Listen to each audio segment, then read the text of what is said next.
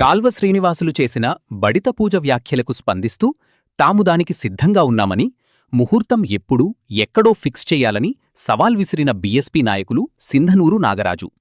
వినాయక సర్కిల్లో తానే కూర్చుంటానని, వచ్చి బడిత పూజ చేయవచ్చని పేర్కొన్నారు. అందరికీ జై భీమ్.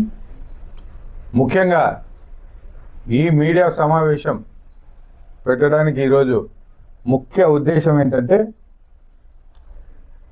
నిన్నటి రోజున రాయదుర్గం నియోజకవర్గం గుమ్మగట్టలో జరిగిన ఒక మీటింగ్లో కాలువ శ్రీనివాసులు గారు కొన్ని మాటలు మాట్లాడడం అనేది జరిగింది. ఆ విషయం కోసం ఈరోజు ఈ ప్రెస్ మీట్ని మేము నిర్వర్తిస్తున్నాం. విషయం ఏమబ్బా అంటే, ముఖ్యంగా అంటే ఆయన అంత సీనియరు, అంత నాలెడ్జ్ పర్సను, ఈ విధంగా సహనం కోల్పోయి ఎందుకు మాట్లాడినాడో నాకు అర్థం కాలే. మొట్టమొదట 2 ఏళ్ళ నుంచి చూస్తున్నాం, సహనం కోల్పోయి మాట్లాడినాడు. బట్ మంచిదే, ఆయన ఏదో బడిత పూజ చేస్తానని చెప్పినాడు. సంతోషం. నువ్వు బడిత పూజ చేస్తానంటే మేమేం సిద్ధంగానే ఉన్నాం. ఎప్పుడు రావాలా, ఎక్కడికి రావాలా అనేది నువ్వు ముహూర్తాన్ని ఫిక్స్ చేయమంటారా, మీరు ఫిక్స్ చేస్తారా, మమ్మల్ని ఏమన్నా ఫిక్స్ చేయమంటారా? మీరు ముహూర్తం ఫిక్స్ చేస్తే మీరు ఎక్కడికి రమ్మన్నా రావడానికి నేను సిద్ధం. లేదా వినాయక సర్కిల్లో నేను చేరేసి కూర్చోయింటా, మీరు రాండి బడిత పూజ చేయడానికి. ఏ విధంగా మాట్లాడతారండి? మీరు అంత సీనియర్ మోస్ట్ నాయకుడు అయింది, మీరు చేస్తున్నా దేనికి చేస్తారు మీరు బడిత పూజ? నాకు అర్థం కావడంలే. అంటే మీ ఇసుక దందాలను అడ్డుకున్నందుక, లేకపోతే మీ మటకాలు, మీ పేకాట రాయల్ని, మీ క్రికెట్ బెట్టింగుల్ని, లేక మీ ఇసుక దందాలని, లేక మీ కోరిల్ని మీరు ఇవన్నీ అడ్డుకున్నందుక, లేకపోతే ఆ పవిత్రమైన దేవాలయంలో ఒక పూజారికి రికమెండేషన్ చేసి ఒక లెటర్ ఇచ్చారే ఇతన్ని పెట్టుకోండి అని, దాన్ని అడ్డుకున్నందుక, లేకపోతే ఆ విగ్రహాలు కదిలించిన దానిక, వెంకటరమణ స్వామి విగ్రహాలు కదిలిస్తే మేము ప్రశ్నించినందుక, ఇట్లా అనేకమైన మీరు మీ కోరీళ్ళు, అక్రమ కోరీళ్ళు, మీ అక్కడి నుంచి మెటల్ కర్ణాటకకు పంపిస్తా ఉంటే గవర్నమెంట్కి కోట్లాది రూపాయలు నష్టం జరుగుతా ఉంటే అక్రమ కోరీల గురించి ప్రశ్నించినందుక దేనికి బడిత పూజ చేస్తారు? లేకపోతే రాయదుర్గం ప్రజలు నీటి సమస్య పైన నానా ఇబ్బందులు పడుతుంటే ఆ నీరు కావాలని ప్రశ్నించినందుక, లేదా ప్రోటోకాల్ మీ కుమారుడు వెళ్ళి రిబ్బన్ కట్ చేస్తే ప్రోటోకాల్ మీద మాట్లాడినందుక, లేకపోతే అంటే దేనిపైన మీరు బడిత పూజ చేస్తారు? అంటే ప్రశ్నించే ఇది ప్రతిపక్షాలకి ఉండకూడదు. అదే మీ ఉద్దేశం. నేను కూడా మీ వీడియో మార్నింగే చూశాను, నిన్నంతా మీటింగ్లో ఉండి చూడలే. అదే బడిత పూజ చేస్తామని చెప్పేసి సంతోషం. మీరు బడిత పూజ, మీరు ఇంకొక విషయం ఎత్తుతున్నారు, ప్రతిసారి కూటమి ప్రభుత్వం అంటున్నారు. ఎక్కడుందండి అటు కూటమి ప్రభుత్వము? నాకు తెలియక అడుగుతాను, ఎక్కడుంది? అక్కడ నడుస్తూ ఉండేది కేవలం కాలువ ప్రభుత్వం, కూటమి ప్రభుత్వం కాదు, టీడీపీ ప్రభుత్వం కాదు, కాలువ ప్రభుత్వం అని నడుస్తారు. ఎందుకు కూటమి వాళ్ళ మధ్యలోకి తెస్తారు? పాపం వాళ్ళ అన్నం ఎరగరు, పుణ్యం ఎరగరు. ఆ జనసేన వాళ్ళు కానీ బీజేపీ వాళ్ళు కానీ అన్నం పుణ్యం ఎరగరు. వాళ్ళని ఎందుకు మధ్యలోకి తెచ్చి కూటమిని మీరు చేసే అన్యాయాలు అక్రమాల్లోకి వాళ్ళకి ఎందుకు భాగం పంచుతారో నాకు అర్థం కావడం లేదు. పాపం ఆ జనసేన యువ నాయకుడు ఎక్కడ పోయినాడో అది కూడా అర్థం కావడం లేదు. మీరు కూటమి అనద్దండి, కాలువ ప్రభుత్వం, రాయదుర్గంలో కాలువ ప్రభుత్వం నడుస్తుంది అని చెప్పండి.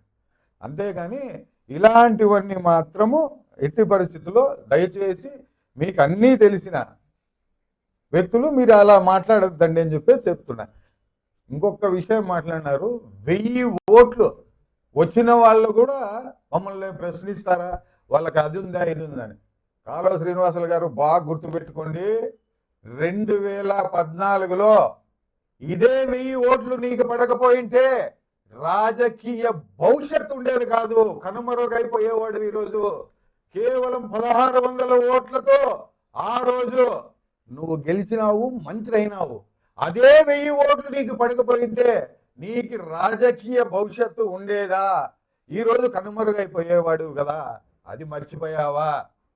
నీకు ఇప్పుడు ఏదో మెజార్టీ వచ్చిందని తెగ ఫీల్ అయిపోతున్నారు మీరు. అయ్యా, నీకు పడిన ఓట్లు ఎన్ననేది నేను చిన్న లెక్కేసి చెబుతున్నా. మొన్న పరకాల ప్రభాకర్ గారు ఒక లెక్క చెప్పినాడు, ఏ విధంగా ఓట్లు పడినాయి టీడీపీకి అనేది. దాన్ని బాగా వినండి, చదవండి, అర్థమైందా? సెకండ్ వన్, 3 పార్టీలు కలిసి ఓట్లు వేస్తే మీకు ఆ మాత్రం వచ్చినాయి ఓట్లు. ఇదొకటి. ఒక పక్క జనసేన, ఒక పక్క పరకాల ప్రభాకర్ గారు పెట్టిండే ఇది, మరొకటి బీజేపీ, ఇలా అనేక మంది మీకు ఓట్లు వేస్తే దీని ఇంకా మించి ఇంకోటి ఏమంటే, ఆ వైసీపీలో నుంచి కాపు రామచంద్రారెడ్డి మీ కూటమిలో చేరి ఆ కాపు రామచంద్రారెడ్డి నుంచి కూడా నీకు ఓట్లు రావడం అనేది జరిగింది. ఈ లెక్కలన్నీ పక్కాగా మాకు తెలుసు. టీడీపీ అభిమానులు వీళ్ళంతా కలిస్తే నువ్వు గెలిచినావు ఈరోజు.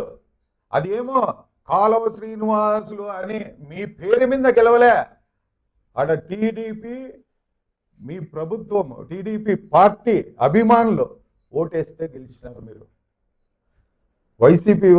వైసీపీకి ఆపోజిట్గా మీకు అన్ని ఓట్లు రావడానికి ముఖ్య కారణం ఏమంటే, ఒక పక్క టీడీపీ అభిమానులు, ఒక పక్క జనసేన, ఒక పక్క కాపు రామచంద్రారెడ్డి, మరొక పక్క బీజేపీ, ఇన్ని కలిస్తే మీరు గెలవగలిగినారు. దీన్ని జ్ఞాపకం పెట్టుకోండి.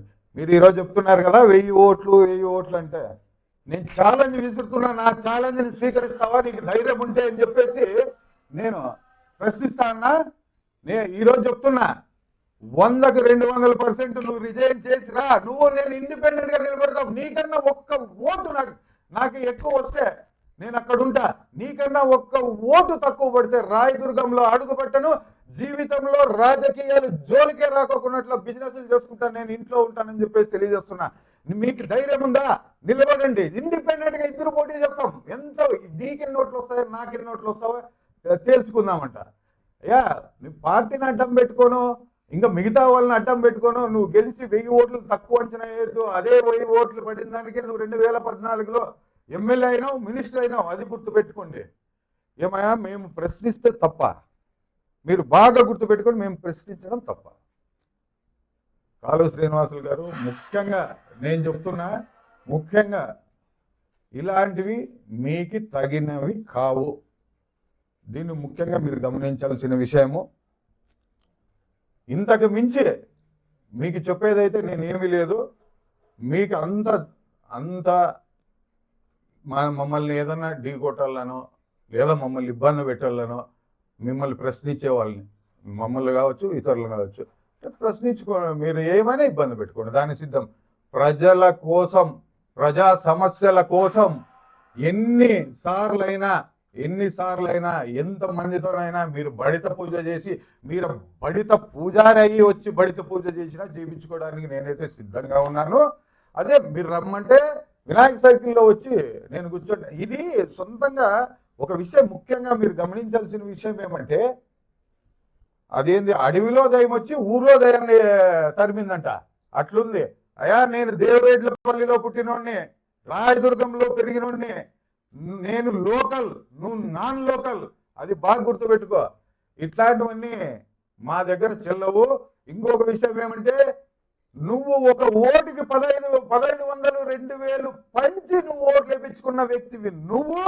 నేను ఓటు ప్రజలేయాలా, నోటు ప్రజలేయాలా అనే సిద్ధాంతంతో బయటకు వస్తున్న బహుజన్ సమాజ్ పార్టీ నాయకుడిని నేను. ఓటు విలువ తెలియజేసే నాయకులు మేము. ఓటు కొనే నాయకుడు నువ్వు.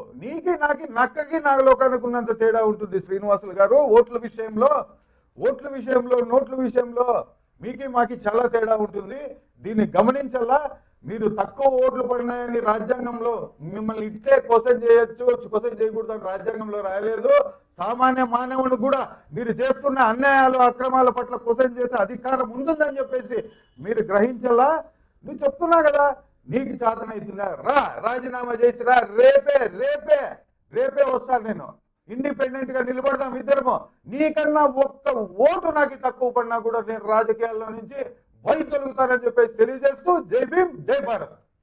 బహుజన్ సమాజ్ పార్టీ అనేది భారతదేశంలో అతి పెద్ద మూడో జాతీయ పార్టీ. ఈ పార్టీ గురించి మాట్లాడడానికి కూడా అర్హులు కారని చెప్పేసి నేను తెలియదు. 3 సింబల్స్, మనీ, కులం కార్డు, ఇవన్నీ పనిచేసిన, ఒక్కటి పనిచేస్తే గెలిచిన వాళ్ళు కాదు వీళ్ళంతా. మాకు పూర్తి అవగాహన ఉంది దానిపైన. ఓటుకు నోటికి కొంచెం ఓటు ఎందుకు వేస్తారు అట్లా కథలు. ఇదేమి బహుజన్ సమాజ్ పార్టీనా ఊరికే పోయి మాకు ఓటు వేయండి అని చెప్తే మా సిద్ధాంతాలకు అట్రాక్ట్ అయ్యేసరికి ఈడ సమస్య లేదు. నోటు ఇవ్వాల్సిందేది, ఓటు వేయించుకోవాల్సిందేది, బిర్యానీ ప్యాకెట్ ఇవ్వాల్సిందేది, సారా బుడ్డి ఇవ్వాల్సిందేది, ములాజే లేదు. అది వాళ్ళకే తెలుసు, మాకైతే తెలియదు. జాతీయ పార్టీలు 6 ఉన్నాయని మాత్రం మాకు తెలుసు. ఒకవేళ దాని గురించి మేము మాట్లాడాల్సిన ఈరోజు మీరు ఆడ గెలిచినారని జబ్బలు జరుచుకుంటా అన్నారు.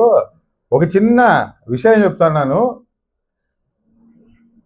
ఈరోజు రాజమౌళి గారు ఈగ అని ఒక సినిమా తీశాడు.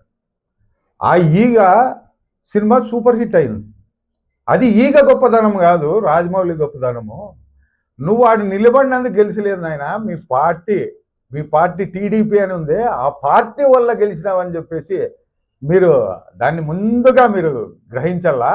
ఆ ప్లేస్లో, నీ ప్లేస్లో సామాన్య కార్యకర్తలు నిలబెట్టినా అదే టీడీపీ దానికన్నా ఎక్కువ వచ్చేవేమో ఓట్లు యాక్చువల్గా. లేదా ఇంకా నేను మాట్లాడకూడదు కొన్ని వర్డ్స్. ఎవరు నిలబడినా సామాన్య కార్యకర్త, టీడీపీ సామాన్య కార్యకర్త నిలబడినా నీకన్నా ఓట్లు ఎక్కువ వస్తాయి. దాన్ని గమనించాలి నాయన. అది నీ గొప్పతనం కాదు, నీ పార్టీ గొప్పతనం అనేది నువ్వు మనసులో పెట్టుకో. దాన్ని పెట్టుకోకున్నట్లా 1000 ఓట్లు, 1000 ఓట్లు అనేది మాట్లాడేది అనేది కరెక్ట్ అయిన విషయం కాదని చెప్పేసి